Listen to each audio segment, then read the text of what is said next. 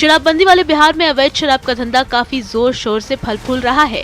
हालांकि पुलिस लगातार कार्रवाई भी कर रही है, बावजूद आए दिन शराब से जुड़े हुए मामले आते रहते हैं। इसी क्रम में लालगंज थाने से महज 500 मीटर की दूरी पर अगरपुर जीए हाई स्कूल के पास मिनी शराब फैक्ट्री का भंडाफोड़ हुआ है।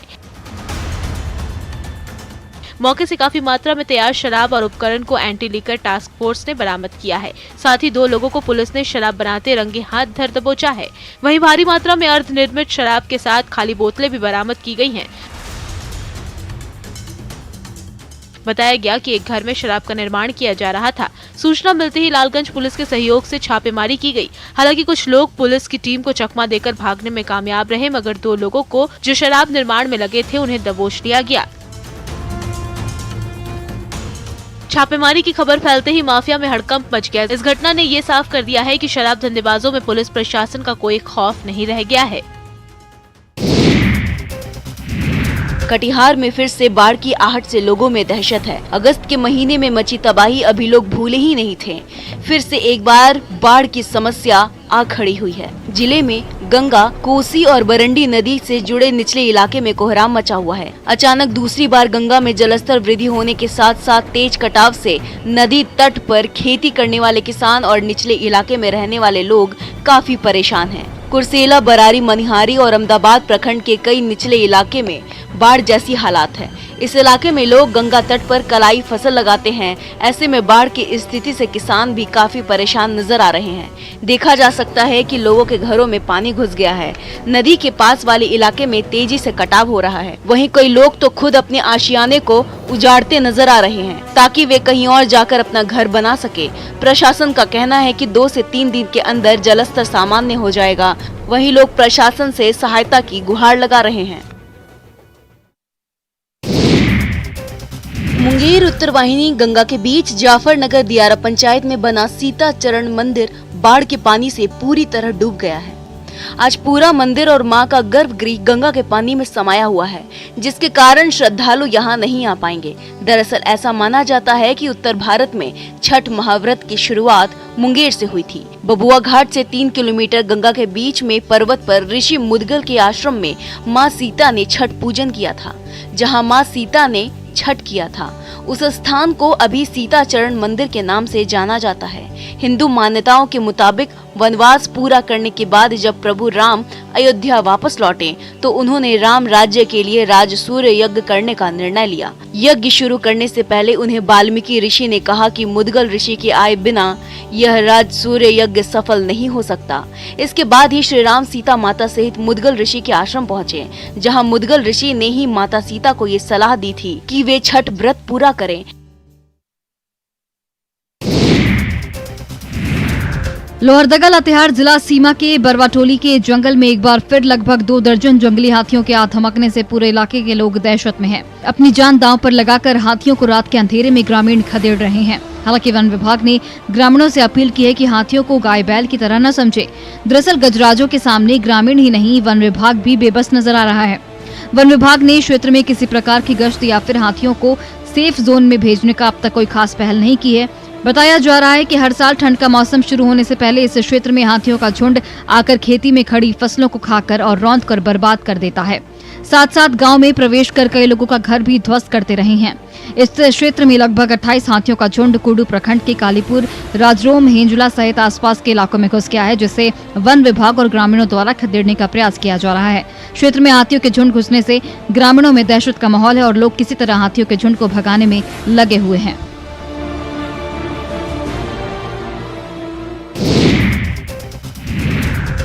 गुमला में जारी थाना क्षेत्र के श्रीनगर और जारी इलाके में इन दिनों जंगली हाथी लोगों को डरा रहे हैं। यहाँ हाथी मेन रोड पर आ जाते हैं। दरअसल हाथी कई महीनों से चैनपुर जारी सीमा स्थित श्रीनगर जंगल में डेरा जमाए हुए हैं और दिन में भी किसी भी समय सड़क पर आ जाते हैं। ऐसे में हाथियों की सड़क से हटने के इंतजार में लोग बैठे रहते हैं। वहीं कई बार हाथियों की चपेट में आने से उनकी जान पर भी बनाती है। हाल ही में जंगली हाथी के अचानक सामने आने की वजह से पुलिस कर्मियों को भी अपनी गाड़ी छोड़कर भागनी पड़ी। वहीं कई युवक जंगली हाथियों के पास जाकर सेल्फी भी लेने लगते हैं। जो जानलेवा भी साबित हो सकता है। तस्वीरों में भी साफ देखा जा सकता है कि हाथी बीच सड़क पर आ गया है और उसे देखकर आने जाने वाले लोग भी डर रहे हैं। कुछ अपना रास्ता बदल रहे हैं तो कुछ हाथी के पास पहुंचकर फोटो लेते नजर आ रहे हैं। ऐसे में दुर्घटना की आशंका भी बढ़ जाती है। वहीं हाथियों से खौफजदा लोगों ने वन विभाग से हाथियों को भगाने की मांग की है। बाघ दिखने में जितने खूबसूरत होते हैं उतने ही खतरनाक भी होते हैं। और जरा सोचिए, कोई बाघ रिहायशी इलाके में आ जाए तो आम लोगों की क्या हालत होगी। ऐसा ही कुछ देखने को मिला मध्य प्रदेश की राजधानी में। दरअसल भोपाल के मेनिट परिसर से पकड़े गए टाइगर को वन विभाग ने कल देर रात सतपुड़ा टाइगर रिजर्व से छोड़ा। मेनिट परिसर में बीते करीब 2 हफ्ते से बाघ के मूवमेंट के कारण दहशत का माहौल था। एसटीआर प्रबंधन के मुताबिक फिलहाल टाइगर को चूरना रेंज में एक बाड़े में छोड़ा गया है और जहां उसकी निगरानी और देखरेख के बाद जंगल में शिफ्ट कर दिया जाएगा। वन विभाग की टीम ने टाइगर को काफी मशक्कत के बाद रविवार को पिंजरे में कैद किया। भोपाल से टाइगर को पकड़ने के बाद वन विभाग की टीम द्वारा कड़ी सुरक्षा के बीच नर्मदापुरम से सतपुड़ा टाइगर रिजर्व लाया गया। Field director Satpura tiger reserve L Krishnamurthy ने बताया कि रेस्क्यू किए गए टाइगर को चूरना रेंज में बने बाड़े में शिफ्ट किया गया है, फिर से जंगल क्षेत्र में शिफ्ट कर दिया जाएगा।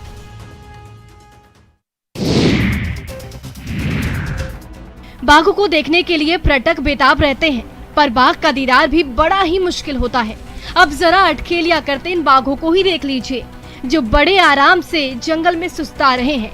ये बाघ राजस्थान के रणथंभौर की शान है, जिन्हें बेहतर माहौल देने के लिए रणथंभौर टाइगर रिजर्व से सरिस्का के लिए टाइगर शिफ्टिंग की गई। वन विभाग की टीम ने टाइगर T113 को ट्रैंकुलाइज किया और इसके बाद उसका मेडिकल चेकअप करने के बाद उसे सड़क मार्ग से सरिस्का के लिए रवाना कर दिया। आपको बता दें कि इससे पहले रणथंभौर नेशनल पार्क में वन विभाग की 2 टीमें लगातार टाइगर T110 और टाइगर T113 को खोज रही थी और इस दौरान उस टीम ने आज लातड़ा रेंज में टाइगर T113 की खोज की। मॉनिटरिंग के बाद टाइगर को वन विभाग की टीम ने लातड़ा रेंज में छोलादह और बेड़ा कुई के बीच स्थित वन क्षेत्र में ट्रैंकुलाइज किया। वन विभाग से मिली जानकारी के अनुसार टाइगर T113 बाघिन कृष्णा का बेटा है। टाइगर T113 की उम्र करीब 5 साल है।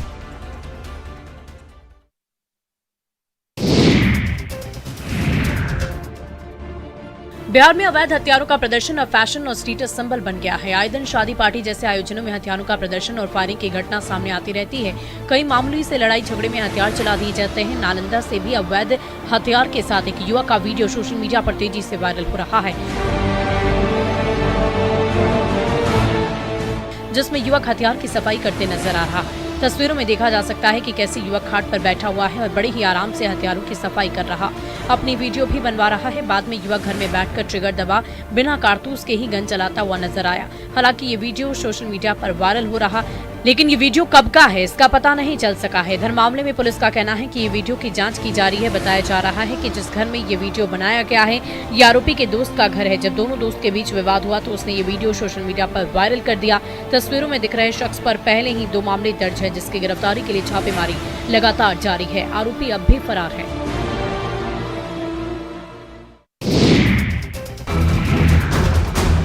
पुलिस और उत्पाद विभाग लगातार शराब तस्कर पर कार्रवाई कर रहे हैं, पर माफिया है कि मानने को तैयार नहीं है और नए नए तरीके इजाद कर शराब तस्करी कर रहे हैं। वहीं वैशाली से भी शराब तस्करी का नया मामला सामने आया है। शराब तस्कर ट्रक पर लदे पाइप की आड़ में शराब की तस्करी कर रहे हैं। सरकारी योजनाओं में इस्तेमाल के लिए ट्रक से पाइप ले जाए जा रहे थे, लेकिन उसी ट्रक पे तस्करों ने तहखाना बना दिया और जिसमें शराब की पेटी रखी मिली। पुलिस ने बिठौली के NH 22 पर जांच के दौरान 361 कार्टन शराब जब्त किया। जब्त शराब की कीमत करीब 40 लाख रुपए बताई जा रही है। ये भी जानकारी मिल रही है कि दीपावली के मौके से शराब खपाने के लिए लाया गया था, जिसे नल जल पाइप में छुपा कर रखा गया था। ट्रक में तहखाना बनाकर उसके अंदर शराब को छिपाया गया था, जिसे गुप्त सूचना के आधार पर मद्य निषेध विभाग की टीम ने ट्रक को पकड़ लिया।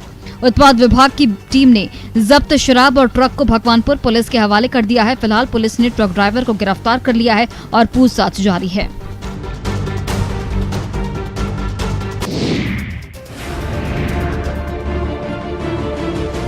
पूर्णिया पुलिस ने ATM फ्रॉड करने वाले गिरोह का खुलासा किया है। गिरफ्तार किए गए 6 लोगों में से 2 फर्जी पत्रकार बनकर ठगी करते थे। इनके पास से 135 ATM, प्रेस के 2 फर्जी कार्ड और कई सामान बरामद किए गए हैं। जब्त की गई एक बाइक पर भी प्रेस लिखा हुआ है। सभी एटीएम कार्ड बदलकर रुपए निकालते थे और इनके खिलाफ कई जिलों में मामले दर्ज हैं। सदर एसडीपीओ सुरेंद्र कुमार सरोज ने बताया कि जिले में लगातार एटीएम से फ्रॉड कर भोले भाले लोगों का पैसा निकाल लिया जाता था। इसकी सूचना पर पुलिस टीम गठित की गई थी। कल शाम पुराने बस स्टैंड के पास कुछ लोग रुपए निकाल रहे थे। इस दौरान ये फर्जी एटीएम फ्रॉड वहां पहुंचा और एक व्यक्ति का एटीएम लेकर भागने लगा, जिस पर लोग हंगामा करने लगे। सूचना मिलते ही जैसे ही खजांची हाट के पास पुलिस मौके पर पहुंची तो अपराधी भागने लगा। लोगों की मदद से पुलिस ने 5 अपराधियों को पकड़ लिया। इसके बाद एक और एटीएम फ्रॉड को गिरफ्तार किया गया।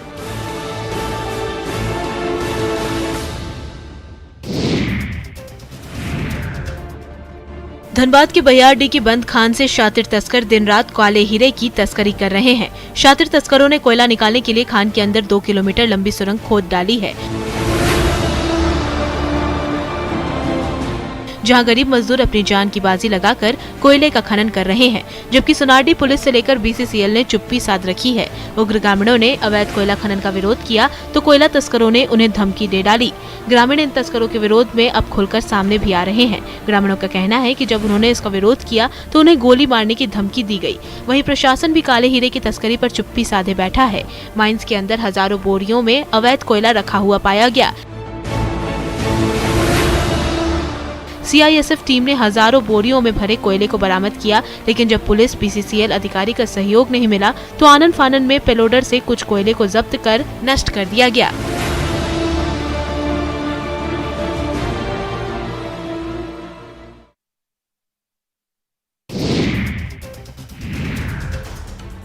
करोड़ों के सोने और चांदी के जेवरात तख्त साहिब में दान करने वाली पंजाब के गुरविंदर सिंह समारा धार्मिक सजा को पूरी करने तख्त श्री हरमंदिर पहुंचे। पंच प्यारों द्वारा दी गई सजा के रूप में डॉक्टर सामरा ने जोड़ा घर और लंगर हाल की सेवा की। इस दौरान वे लंगर के बर्तन भी साफ करते नजर आए। वहीं तख्त श्री हरमंदिर जी गुरु ग्रंथ साहिब का अखंड पाठ भी रखवाया। डॉक्टर सामरा कल 1100 रुपए का कड़ाह प्रसाद भी चढ़ाएंगे। 3 दिनों तक गुरु घर की सेवा करने के बाद वो दोष मुक्त हो सकेंगे। दरअसल तख्त श्री हरमंदिर जी पटना साहिब को दान किए गए करोड़ों रुपए मूल्य के सोने चांदी के जेवरात के असली नकली होने के विवाद को मीडिया तक पहुंचाने के मामले में पंच प्यारों ने उन्हें दोषी ठहराते हुए 3 दिनों की धार्मिक सजा सुनाई थी।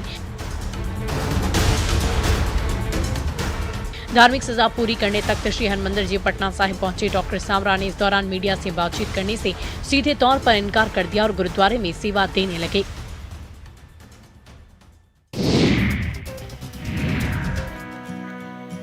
कहने को तो ये स्कूली बच्चे हैं, पर इनके संदेश बड़े बड़ों को धोखे से बचा सकते हैं।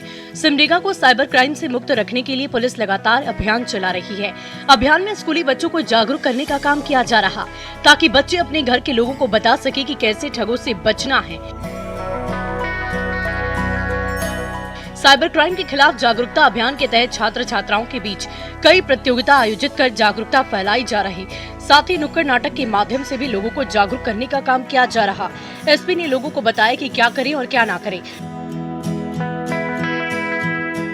सोशल साइट्स के माध्यम से साइबर क्राइम किया जा रहा और इसके लिए बड़े सोशल प्लेटफॉर्म को सावधानी और सतर्कता के साथ प्रयोग करना जरूरी है।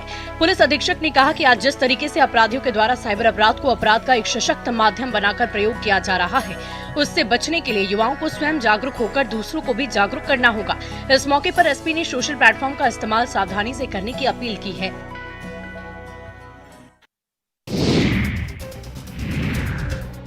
जरा इस करामती घड़ी को देखिए। देखने में तो ये बिल्कुल ही आम सी घड़ी लग रही है, पर इसकी खूबियां जानकर आप भी हैरान रह जाएंगे। ये घड़ी लड़कियों की सेफ्टी के लिए मददगार साबित हो सकती है, क्योंकि इससे किसी परेशानी में आप अपनी सुरक्षा के लिए संदेश दे सकते हैं। दरअसल गोड्डा के होनहार नौजवान उज्जवल चौबे ने युवतियों की सुरक्षा के लिए करामती घड़ी बनाकर कमाल कर दिखाया है। इस स्मार्ट वॉच के जरिए मुश्किल घड़ी में ऑडियो और वीडियो कॉल के साथ साथ खतरे का अलर्ट भेजा जा सकता है। घड़ी के निर्माता उज्जवल चौबे ने दावा किया कि ये घड़ी बुरे हालात में बेहद मददगार साबित हो सकती है। इंजीनियरिंग में ग्रेजुएट उज्जवल चौबे ने कहा कि हाइथकॉन कॉन्टेस्ट में पीएम की अपील पर उन्होंने स्मार्ट वॉच का डिजाइन तैयार किया। उन्होंने बताया कि उनको इससे बनाने की प्रेरणा प्रधानमंत्री से ही मिली, जिसके बाद उन्होंने महिलाओं के प्रति बढ़ते अपराध को देखते हुए इस घड़ी का निर्माण किया, ताकि महिलाओं की सुरक्षा में एक और कदम उठाया जा सके।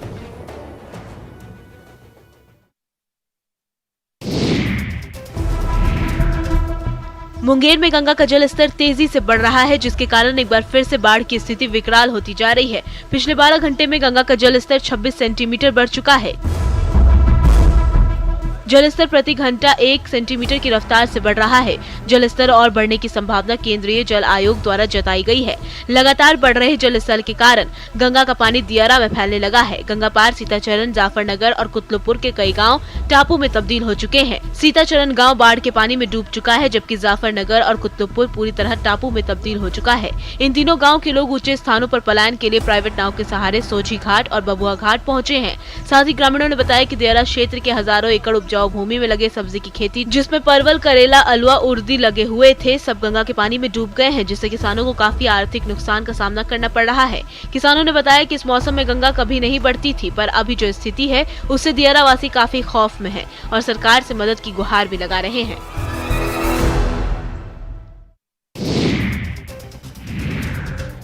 नेपाल के तराई क्षेत्रों में हो रही बारिश के कारण नेपाल वाल्मीकि नगर बैराज में लगातार पानी छोड़ रहा है, जिससे वाल्मीकि नगर बैराज का वाटर लेवल काफी बढ़ गया है। वहीं लाखों क्यूसेक पानी से छपरा के मांझी के विभिन्न क्षेत्रों के कई पंचायत के लोगों को बाढ़ का सामना करना पड़ रहा है। पानी की तेज धारा ने प्रखंड के मोहम्मदपुर बाजार से भट्टा, मैनपुरवा, नरवन और रेवल जैसे कई गाँव को जोड़ने वाली मुख्य सड़क को भी क्षतिग्रस्त कर दिया है। वहीं नदी पर बने बांध में भी रिसाव होने से किसान काफी परेशान हैं। प्रशासनिक स्तर पर बाढ़ नियंत्रण की पूरी व्यवस्था नहीं होने के कारण लोगों में नाराजगी देखी जा रही है। किसानों का कहना है कि समय रहते बांध के रिसाव पर काबू नहीं पाया गया तो सैकड़ों एकड़ में लगी धान, अरहर, मक्का और सब्जियों की फसल बर्बाद हो जाएगी। दाह नदी के किनारे बसे कई गाँव में बांध के टूटने की आशंका से लोग दहशत में हैं और प्रशासन से मदद की गुहार लगा रहे हैं।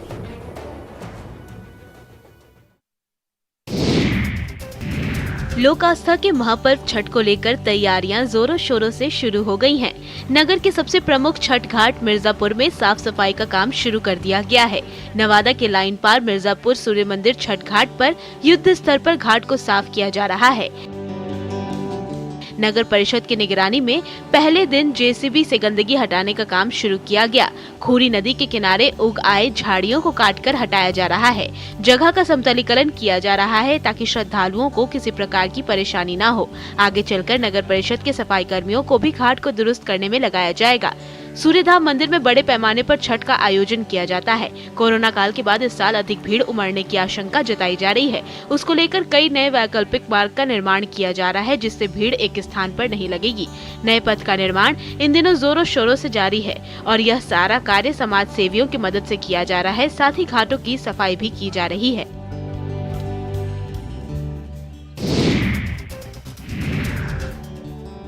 पाकुड़ के ग्रामीण क्षेत्रों में छठ पूजा की तैयारियों में लोग जुट गए हैं। कारीगर छठ पूजा की सामग्री, सूप, डाली बनाने में लगे हैं और बेहतर बिक्री की आस में इसे स्टॉक भी करने लगे हैं। अभी एक सूप की कीमत करीब 50 से 60 रुपए है। वहीं इसे बनाने में जुटे हिरणपुर प्रखंड के बरमसिया स्थित मोहाली टोला में जुटे कारीगर जी तोड़ मेहनत करने के बाद कीमत नहीं मिलने से परेशान दिख रहे हैं। इस टोले में करीब 15 घर हैं, जो कई पुश्तों से बांस के विभिन्न सामान बनाने का काम करते हैं। छठ पूजा को लोक आस्था का महापर्व माना जाता है। इन्हीं समुदाय के बने सूप में पूजा सामग्री रखकर षष्ठी पूजा के लिए सूप सजाया जाता है। हालांकि सूप बनाने वाले इस समुदाय की पीड़ा अभी भी खत्म नहीं हो पाई है। इन लोगों ने बताया कि इनके बनाए हुए सूप, डाली जैसे सामानों का उचित दाम नहीं मिलता है, जिसकी वजह से वे आर्थिक तंगी से जूझते रहते हैं। उन लोगों ने सरकार से उनके हुनर को देखते हुए विशेष ध्यान देने की अपील की है ताकि उनकी आर्थिक स्थिति बेहतर हो सके।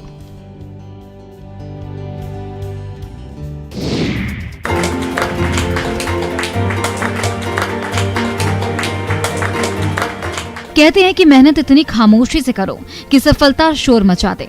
ऐसा ही कुछ कर दिखाया है दरभंगा के शानू कुमार ने। दरअसल 31वीं बिहार न्यायिक सेवा की परीक्षा पास कर सिविल जज बने शानू कुमार इन दिनों काफी चर्चा में है। शानू ने इस परीक्षा में 37वां स्थान प्राप्त किया है। वहीं शानू ने पहले ही प्रयास में ये सफलता पाई है। ऐसे में न सिर्फ शानू खुश हैं, बल्कि परिवार वाले भी काफी खुश हैं। यही वजह है कि शानू की उपलब्धि को देखते हुए बिहार सरकार के समाज कल्याण मंत्री मदन सहनी उन्हें बधाई देने पहुंचे। मंत्री मदन सहनी ने शानू को मिथिला के परंपरा के अनुसार पाग चादर पहनाकर पहले स्वागत किया। बाद में शानू का मुंह मीठा कराकर उसके उज्जवल भविष्य की कामना की। वहीं शानू भी अपनी सफलता पर खुश दिखाई दे रहे हैं। वहीं शानू के पिता पेशे से वकील हैं और समस्तीपुर के रोसड़ा में वकालत करते हैं और पिछड़े समाज से आते हैं। ऐसे में उनकी उपलब्धि काफी बड़ी है।